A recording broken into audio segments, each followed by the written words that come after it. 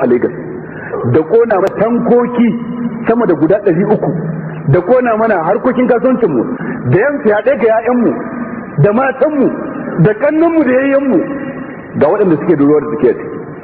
Bangare na farko gwamnatin tarayya, Obasanjo ne ya zo ya ce wa gwamnan Kaduna lokacin da ya rikicin kwana ɗaya da yini ɗaya cewa ko a dakatar ko kuma nan gaba in ya sake faruwa zai kafa dokar ta ɓaci.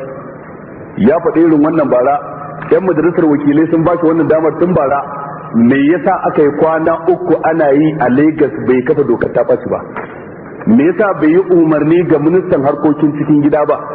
Me yasa bai yi umarni ga ministan kula da aikin 'yan sanda ba? Me yasa bai yi umarni da inspector general na 'yan sanda ba? Surutun da Obasanjo ya yi da shi da 'yan cabinet ɗinsa 'yan majalisarsa, musulman su da kafaran su duk suna da ruwa da tsaki wajen kashe 'yan uwanmu. Bangare da farko kenan. Bangare na biyu, ministan shari'a na tarayya Bola Ige dan Asina Sera ne, dan OPC ne, shugaba ne na kungiyar 'yan iska 'yan ta'adda, kuma aka ba shi ministan shari'a na tarayya dan saboda in sun yi ta'addanci kar a hukunta su, dan saboda in sun karkace 'yan uwarmu kar a hukunta su. Kotun na sa karkashin sa, kundin tsarin mulkin na karkashin sa, kasar tana karkashin sa. Mutum na uku, ministan 'yan sanda Major General Retired Jamie Bowen. Jamie Bowen dan Kogi State ne. Babban abin da ya bada dama aka baki ministan aikin 'yan sanda dan shine a tarihi a Najeriya a yanzu wanda ya fi kowa tsanar musulmi da musulunci. Shi ya fi kowa tsanar musulmi da musulunci, ba abin da ya tsana ya gani a duniya irin ya ga musulmi ya wuce ko da bai ce musu komai ba. Shi ne minista kuma mai kula da 'yan sanda.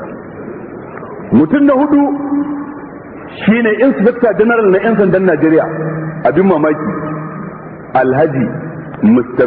Nuhu Smith. Shi ne inspector general na 'yan sandan Najeriya. Shi aka mayar bara Lagos, ya dauke ofis ɗinsa daga Abuja ya mayar Lagos wai don a kwantar da hankali a Lagos. Ga shi kwana 3 a Lagos ana yankawa ana konawa bai ce komai ba kuma yana gani.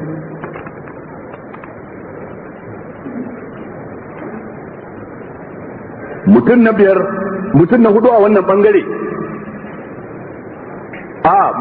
daya biyu uku hudu, mutum na biyar a wannan bangare shine shugaban OPC. An ba da labarin cewa an kama shi, to ba wai kama shi ne ba mu muka ce a yi, kashe shi kawai za a yi, in ba kashe shi aka yi ba a yi mana ba. Kashe shi za a yi, ko kotu makara ba ta lokacin kai shi, kashe shi kawai za a yi, shine abin da za a yi mana. Mutum na gaba, Mr. Abraham Adesanya, kowa ya san shi, yana da ruwa da zaki wajen rikicin Shagamu da Lagos a bara, kuma yana da ruwa da zaki wajen wannan rikicin da ake yau. Mutum na gaba, na shida kenan, na bakwai, gwamnan jihar Lagos, Mr. Bola Tinubu, shi ya kirawo shugabannin OPC din nan, da sarkin Hausawa, da sarkin Inyamurai, da 'yan sanda, a zo a yi taron sulhu kar a zubar da jini.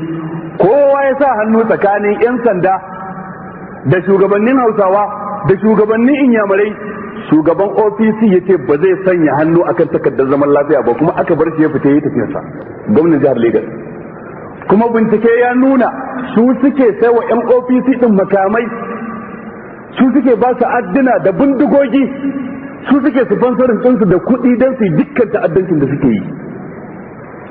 Mutum na gaba na ƙarshe, gwamnan jihar Oyo State, wai sunansa Alhaji Lam Adeshina. Alhaji Lam Adeshina shine wanda kwana-kwanan nan Major General Buhari mai ritaya ya je har ofis ɗinsa a birnin Ibadan dangane da abin da mutanen ƙasarsa suke yi.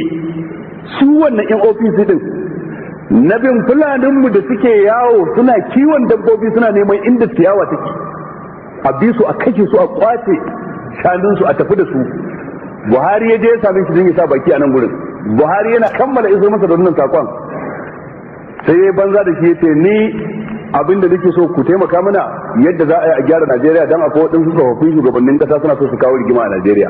Obasanjo ya gayyace su tunawa da ranar samun yanci a Abuja, ba su je ba. Amsar da ya bai wa Buhari kenan kwana-kwanan nan. kwana-kwanan nan gali na abba ya kai ziyara a wannan gari saboda wani dan majalisa dan uwansu da ya mutu, ya je ta'aziyya, da ya je ya aika wa gwamnan cewa zai zo ofis ɗinsa ya kai masa ziyara a matsayinsa na shi shugaban majalisar wakilai ta tarayya. Shi kuma gwamnan jiha ya ce a ce masa ba zan kalle shi ba zan saurare shi ba, ba zan kalle shi ba zan saurare shi ba. Shi wannan Alhaji Lam Adesina gwamnan jihar Oyo shi ne wanda ya daura ɗamarar yaƙi yanzu da cewa ba yanda za a yi tunanin shari'ar musulunci ya je kudancin ƙasar nan in su suna da rai. Kuma abin mamaki wai sunansa Alhaji Lam Adesina, wai musulmi ne, wai musulmi ne. Waɗannan ɓangarori guda 7 ƴaƴan mu su sani ƙanana cewa ko da mu a yanzu ba mu kaddamarwa waɗannan mun ci nasarar kashe su ba, mun bayar da wasiya ga ƴaƴan mu duk inda aga waɗannan da zai a kashe su. Ko da mu yanzu ba mu ci nasara ba a lokacin mu, mun ba da wasiya jinin waɗannan ya halatta. Arna ne sun kashe ƴan uwan mu musulmi, in an kashe su ba zalunta su aka yi ba, adalci aka yi, ramuwa ce. Har yanzu kuma an kashe mana mutum 1000 dan mun kashe 7 me muka yi, ba mu yi komai ba. Saboda haka abin da muke kira ga gwamnatin tarayya ta yi gaggawar daukan mataki kan dukkan waɗannan da muka ambata, a yi gaggawar daukan mataki, in ba haka ba al'amura na iya rikicewa daga nan zuwa kowane lokaci. Daga ƙarshe ina so in ce da mu